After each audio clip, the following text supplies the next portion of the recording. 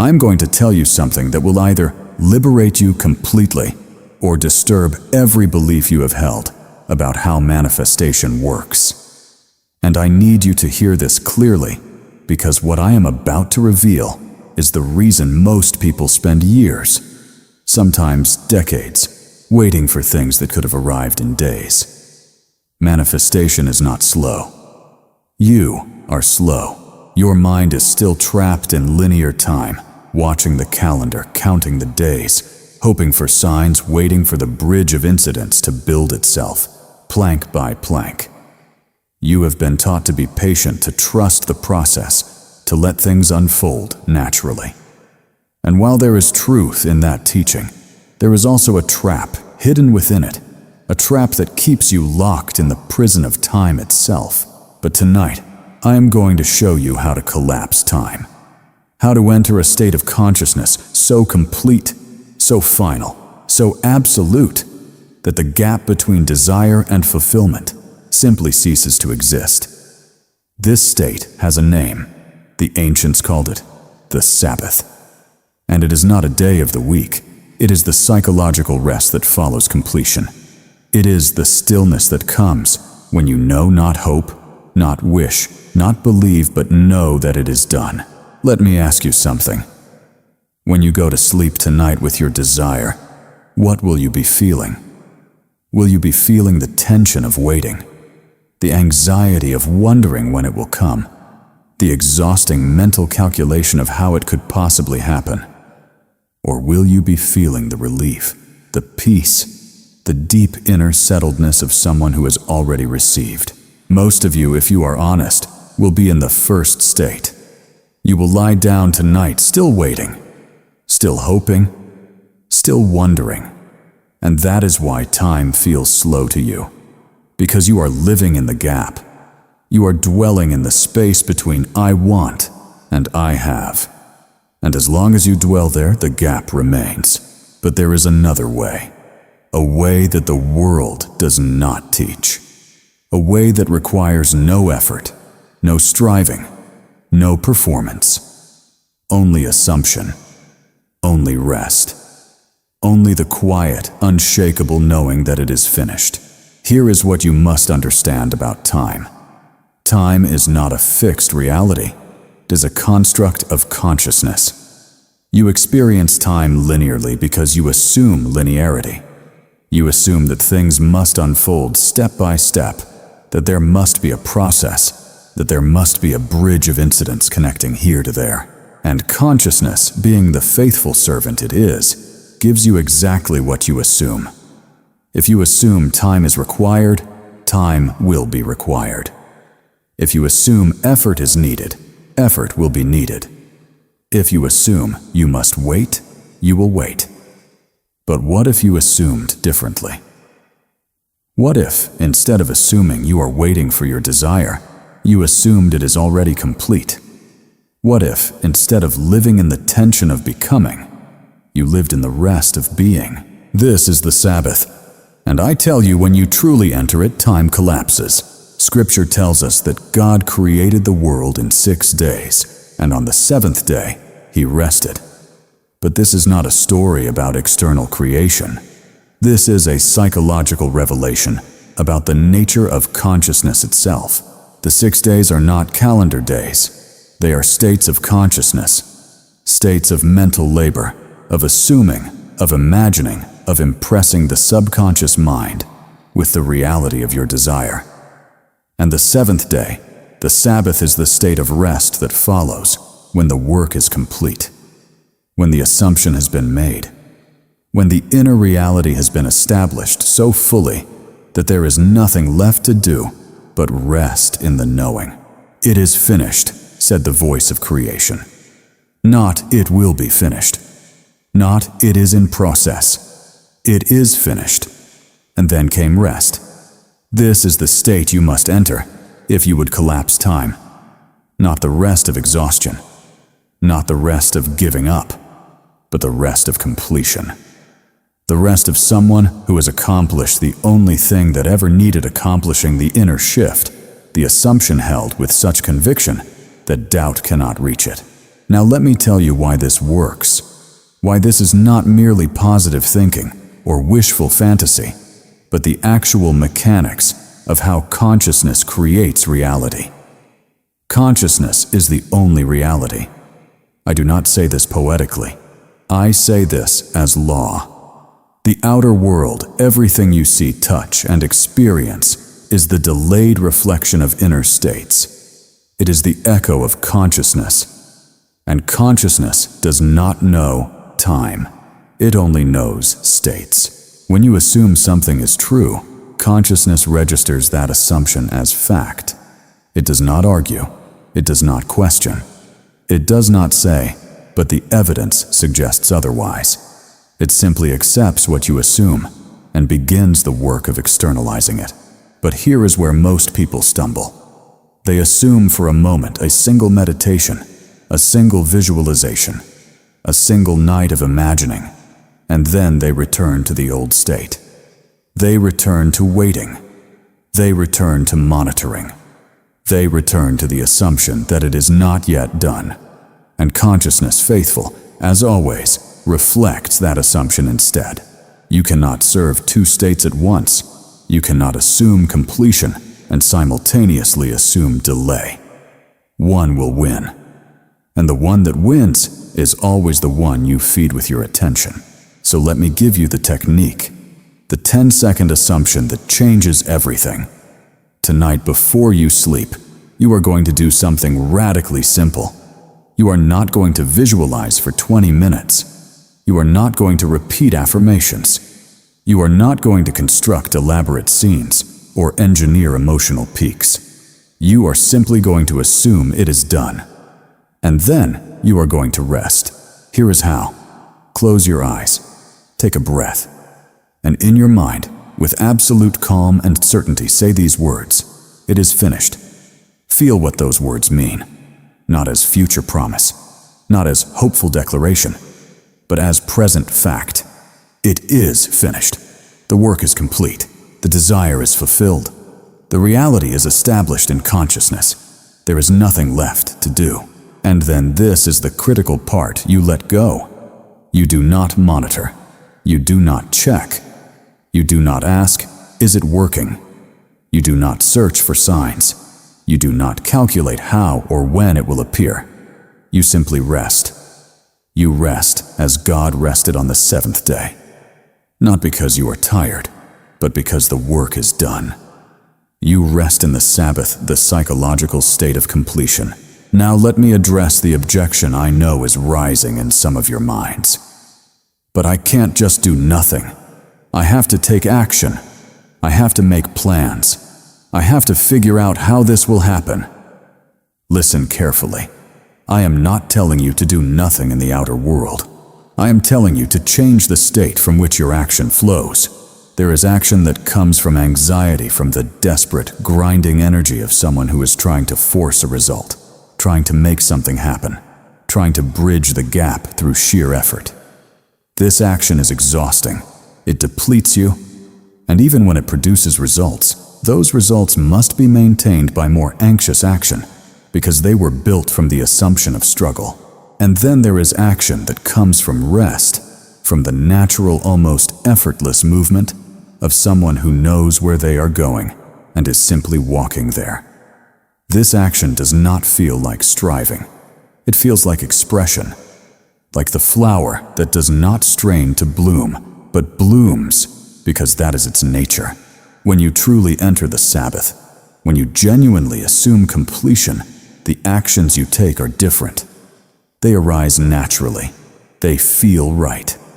And they produce results that are disproportionate to the effort involved because they are not powered by your anxiety. They are powered by your assumption. I want you to understand something about the bridge of incidents. You have been taught to wait for it, to watch for it, to look for signs that it is forming. And in doing so, you have made it slow. But the bridge of incidents does not require your monitoring. It requires your assumption. The moment you assume the end, the bridge begins to form. Events move. People act. Circumstances shift. And they do so in ways you could never have devised, through channels you could never have predicted. But if you are constantly checking, constantly monitoring, constantly asking, is it here yet? Is it happening? How will it come? You are not resting in the Sabbath. You are dwelling in the gap, and the gap remains. The farmer who plants a seed does not dig it up every day to check if it has germinated. He plants it, and then he rests. He goes about his days knowing, not hoping, not wishing, but knowing that the harvest is coming because he understands the law. Once the seed is in good soil, the growth is not a matter of his effort. It is a matter of nature doing what nature does when the right conditions are met. Your assumption is the seed. Consciousness is the soil. And the law which has never failed, which cannot fail any more than gravity can fail, is the force that grows the seed into its harvest. There is something I must tell you about doubt. Most of you have been fighting it. When doubt appears, you argue with it. You stack affirmations against it. You search desperately for evidence to prove it wrong. And in doing so, you make it real. Here is what you must understand. Doubt is not your enemy. Doubt is simply the old state trying to reassert itself. It is the echo of who you used to be, the residue of your former assumption. And when you fight it, you give it power. You confirm that it is a worthy opponent. You legitimize its presence. But when you enter the Sabbath, when you truly rest in the assumption of completion, doubt has nowhere to land. Not because you have defeated it, but because you are no longer available for the conversation. When doubt whispers, "But what if it doesn't work?" you do not argue. You do not defend. You simply return to the state, not frantically, not desperately, but with the calm, quiet recognition of someone who has already settled the matter. It is finished, you say, and you rest there, and doubt, finding no one to engage with, dissolves. This is mastery, not the triumphant performance of someone who has conquered their doubt, but the quiet, unhurried stillness of someone who has simply outgrown the need for external proof. Let me give you a question to carry into sleep tonight. Not a technique, a question. How would I feel if I knew beyond any doubt that what I desire is already done?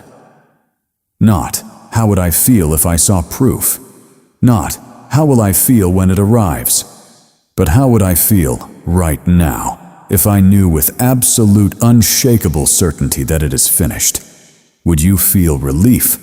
Would you feel peace? Would you feel a quiet joy? Would you feel the weight lift from your shoulders? Would you feel free? That feeling that is the Sabbath. That is the state you must enter. And when you enter it, time collapses. Because in that state, there is no gap. There is no waiting. There is only completion. Here is what you will notice when you truly enter the Sabbath. The appearances may not change immediately.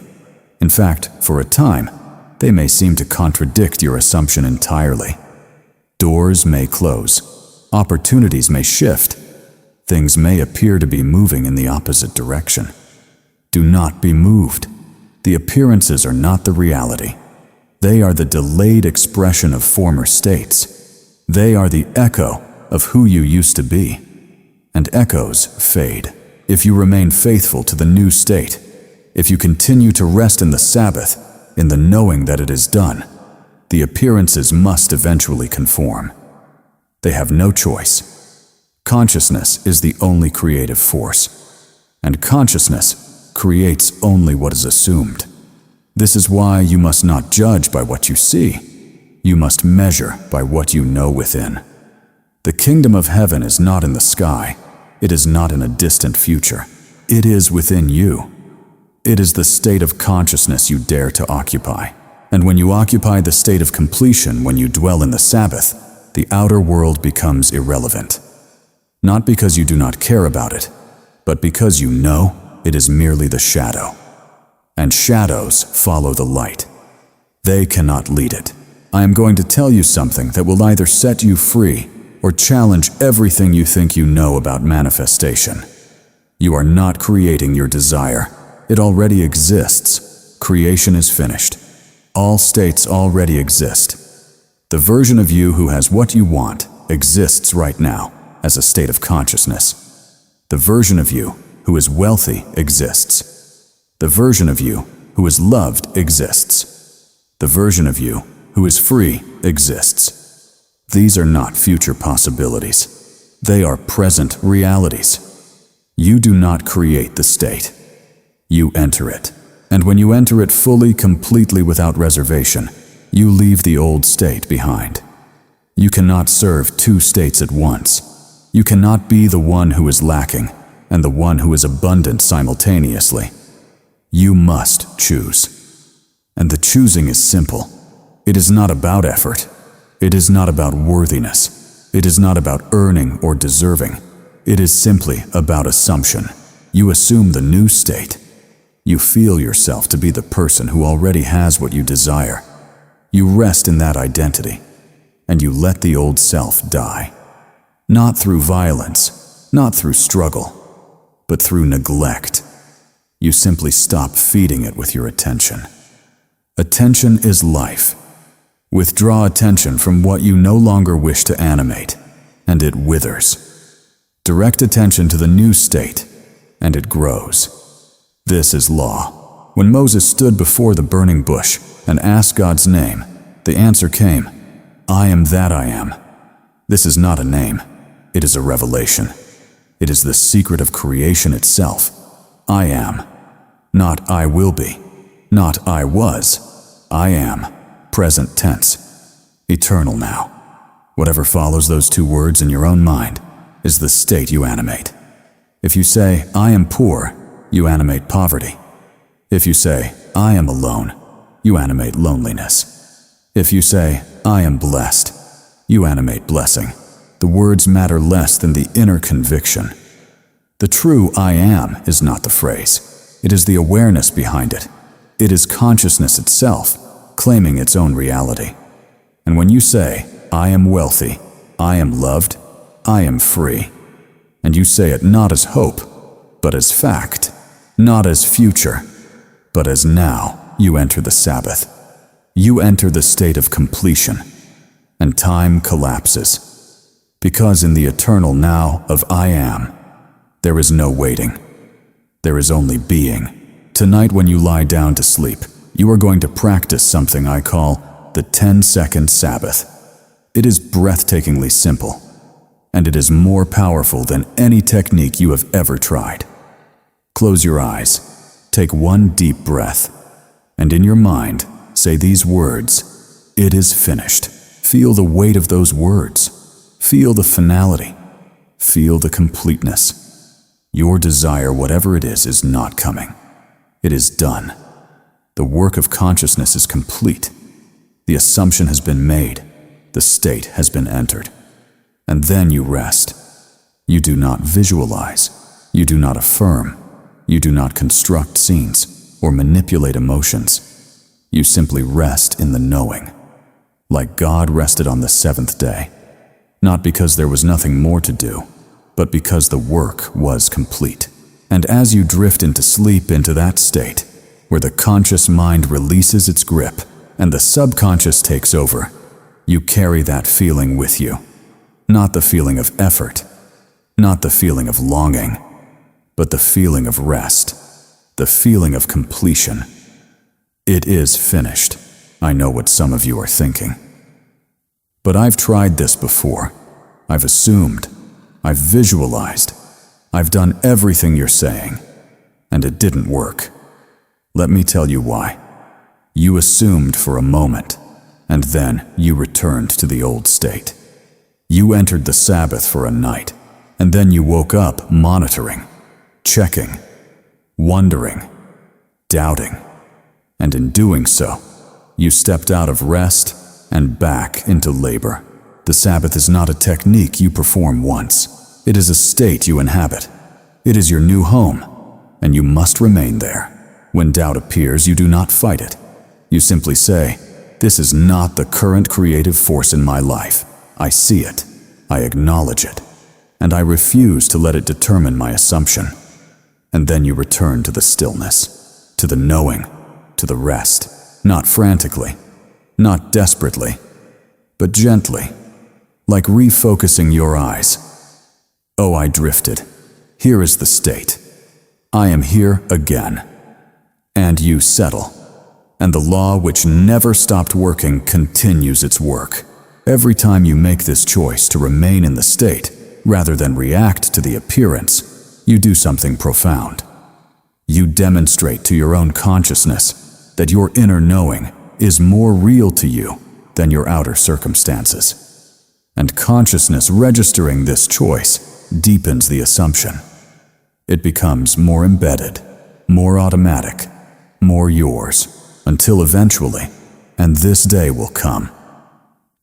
If you are faithful, the appearances simply stop moving you, not because you have become indifferent, but because your inner knowing has become so solid, so settled, so completely your home, that the outer noise cannot reach where you live. That is what mastery looks like. That is what the Sabbath produces. That is how you collapse time. I am going to leave you with this. And I want you to feel it deeply, because it is the truth that will set you free.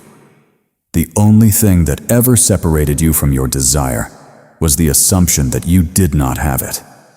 The only thing that ever made time feel slow was the assumption that you were waiting. The only thing that ever kept the manifestation distant was the state of incompletion you were dwelling in. But tonight you change states. Tonight you enter the Sabbath. Tonight you assume, not partially, not hopefully, but completely, that it is finished. And you rest there. And as you rest, the law moves, the bridge forms, events shift, time collapses. And what once seemed far away becomes near. What once seemed impossible becomes inevitable. What once seemed future becomes now. Because you dared to stop waiting and start being. You dared to release the old man and put on the new.